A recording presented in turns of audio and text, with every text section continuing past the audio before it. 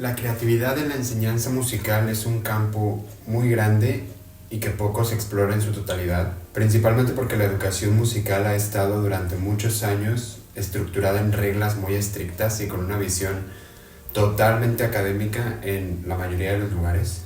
Pero mientras más avanzamos hacia una comprensión completa de la música como algo artístico, social, psicológico, es necesario realmente replantear cómo es que se está educando a los músicos. La respuesta es, sin duda, una única piedra en el camino, pero no es el único pilar en el cual se debe construir toda esta formación artística. La creatividad extendida, como la capacidad de innovar, de improvisar y de romper con estructuras existentes, es igual de importante y en muchos casos es lo que va a diferenciar entre un intérprete competente de un músico verdaderamente extraordinario. Cuando hablamos de creatividad en la enseñanza musical, no solamente nos referimos a una ejecución perfecta, sino que también se valore, que se tome en cuenta la originalidad y el pensamiento crítico en cada uno de los aspectos. Y este enfoque lamentablemente se ha alejado de muchas instituciones educativas donde lo que más importa es una técnica perfecta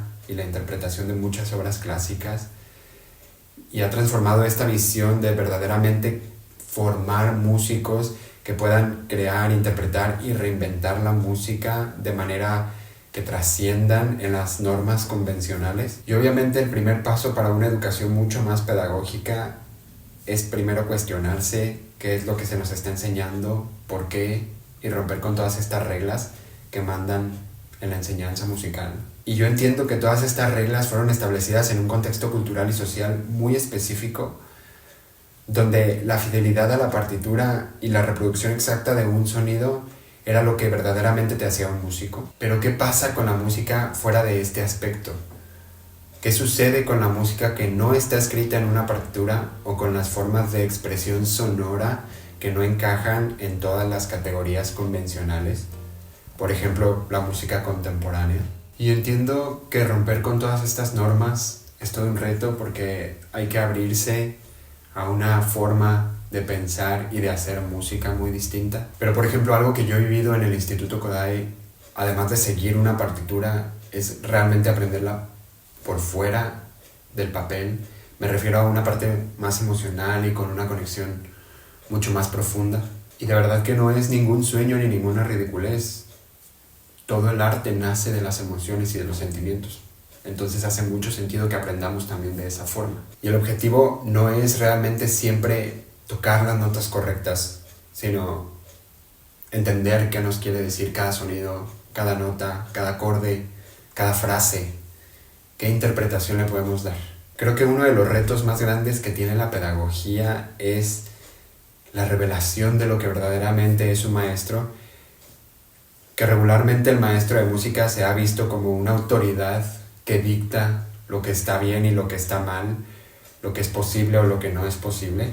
Y esta autoridad se basa en un conocimiento muy profundo de normas y técnicas y estilos que se han estudiado durante muchos años. Pero en este enfoque más creativo o más pedagógico, el maestro debe funcionar más como un guía para que los estudiantes puedan vivir ese proceso de descubrimiento. Y yo sé que es un cambio de ideas muy enorme, porque muchos de los maestros fueron educados con esta idea rígida de que la técnica va por encima de cualquier otra cosa, pero en lugar de corregir cada error o desviar al estudiante de cualquier camino que se aparte de lo que es convencional, yo creo que se debe permitir que los estudiantes se equivoquen y que experimenten, que descubran por sí mismos las posibilidades del sonido. Y aquí es importante recalcar que no estoy sugiriendo una enseñanza sin estructura o sin una dirección.